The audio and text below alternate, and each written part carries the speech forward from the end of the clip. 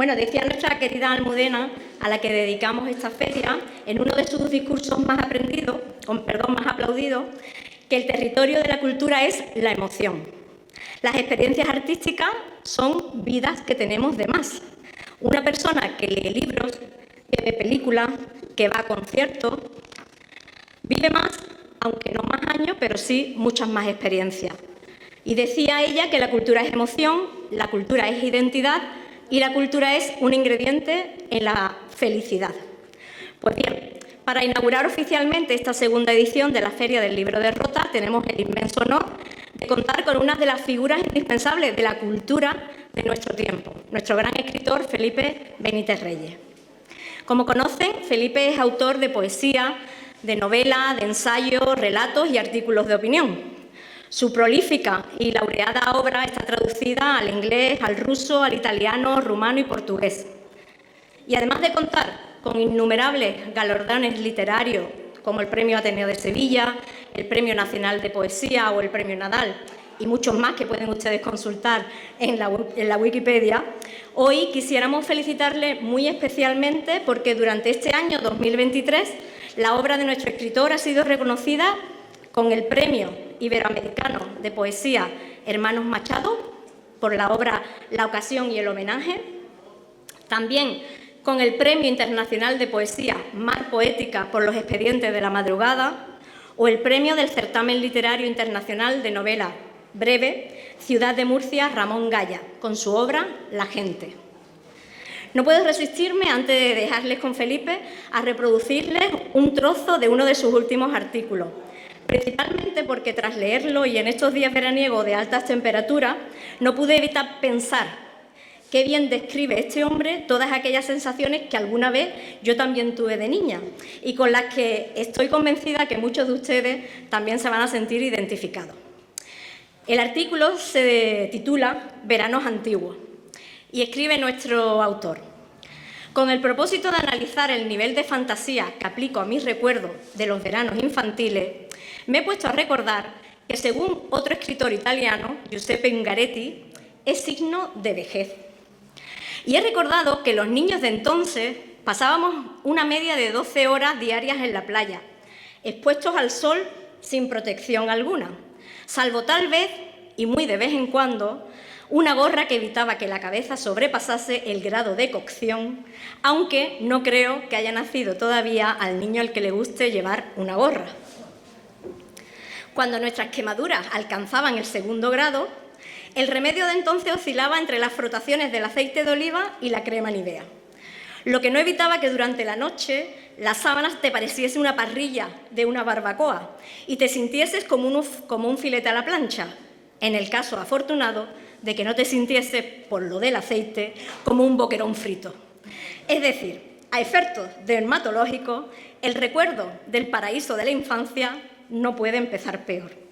Bueno, pues con esta ironía de la que siempre, y este sarcasmo de la que tira nuestro autor, es como se le describe en muchas redes sociales, como un autor que encarna una visión lúcida y desencantada de la existencia, con un lenguaje brillante y preciso, y que contempla la realidad, pues como hemos visto en ese pequeño trocito, ¿no?, de texto, con ironía y con propósito desmitificador. Permítanme recomendarle el blog del autor, del que podrán disfrutar a diario de su escritura a tiempo real. Y para terminar, además de invitarles a que, además del evento de la Feria del Libro, vamos a poder contar con la posibilidad de la exposición de nuestro querido pintor Manuel Tosar Granado, que va a estar hasta el 31 de agosto también en esta sala de exposiciones del Castillo de Luna, invitarles a que disfruten de la Feria del Libro, a que disfruten de esta magnífica exposición de pintura, y a Felipe Benítez Reyes darles la enhorabuena nuevamente por todos sus premios y agradecerle que de nuevo vuelva a estar con nosotros. Muchas gracias y estamos deseando que comience su intervención. Muchas gracias por compartir este rato de charla sobre los libros. Y la enhorabuena al Ayuntamiento y a los organizadores, a las librerías participantes en esta Feria del Libro, porque creo que es importante que un pueblo cuente con una actividad de este tipo. Además, si la feria está dedicada a una persona a la que recordamos siempre, pero especialmente en verano, como es Almudena Grandes, pues tanto mejor.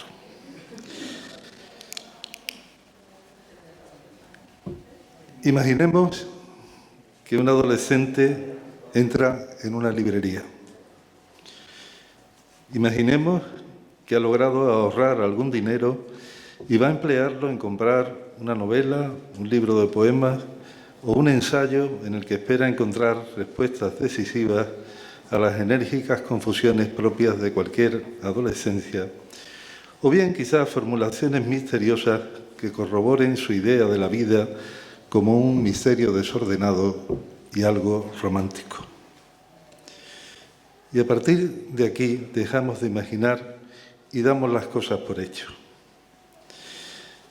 El adolescente entra en la librería, en fin, con el pudor de un intruso y con el aire reverencial de quien accede al templo en que se ritualiza una religión exótica.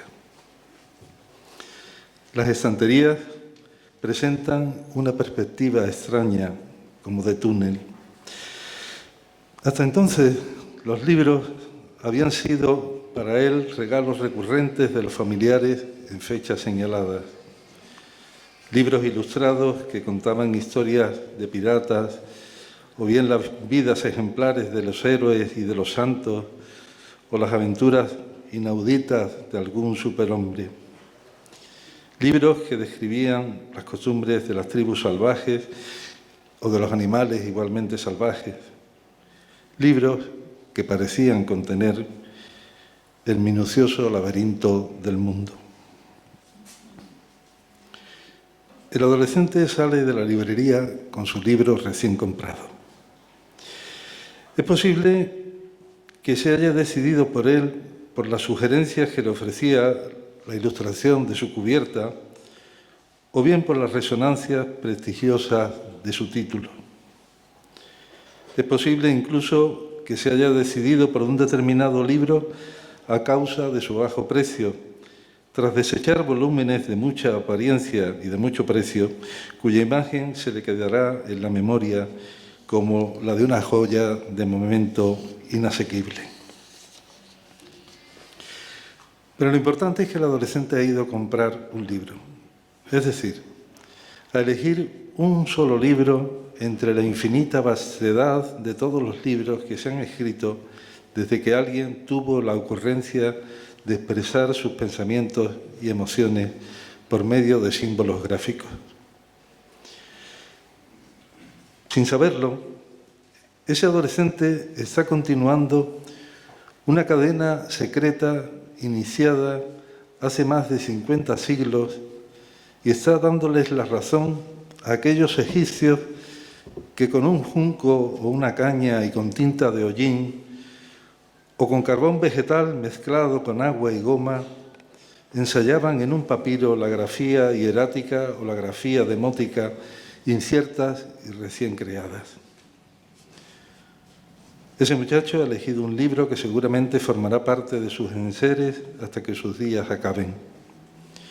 Sin saberlo, ese muchacho tal vez lleva consigo un libro que habrá de acompañarle hasta la muerte, igual que aquellos papiros con textos sagrados y oraciones que los egipcios ponían en los sarcófagos de las momias para que les diesen compañía y que en su conjunto conocemos hoy como libro de los muertos.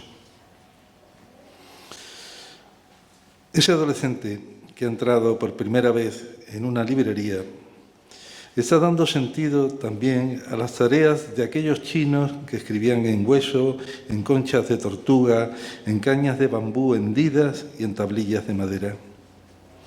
El muchacho que acaba de comprar su primer libro se ha sentado en una plaza, ha abierto su bolsa y hojea el volumen de hojas crujientes. No sabe bien si el libro acabará ofreciéndole lo que él esperaba. Es posible que la elección haya sido fallida porque adquirir un libro es una operación a la que no es ajena esa forma de magia que llamamos azar. El muchacho tal vez no sabe que en la antigua Mesopotamia se escribía sobre tabletas de arcilla y que el libro que tiene entre las manos es una modificación contemporánea de aquellas tabletas, porque tanto el papel como la arcilla cumplen la idéntica función de soportar el pensamiento insaciable de los humanos, sus eternos temores y sus dichas fugaces, su afán de comprender y de ser comprendidos. Los libros envejecen, se abarquillan, amarillean. De repente, un gobernante puede ordenar destruirlos o prohibir su circulación. En un país en guerra, un misil ciego destruye en un segundo una biblioteca elaborada con paciencia de siglos, con la metódica paciencia de funcionarios anónimos que fueron seleccionando y clasificando los libros que el pensamiento inquieto de los mortales produce incesantemente como una afirmación de sus incertidumbres y certezas, de sus venturas y de sus desdichas, de sus glorias de guerra y de sus batallas de amor. El muchacho que acaba de comprar un libro está hojeándolo en una plaza, como decía, sin saber que en griego biblos y en latín liber significaban originariamente corteza, pues en cortezas de árbol escribían los antiguos. El muchacho ignora que hubo alguna vez quienes escribían en hojas de palmera, en tiras de cuero, en lienzos de seda, en tallos de papiro, en tablillas de arcilla, de madera o de marfil.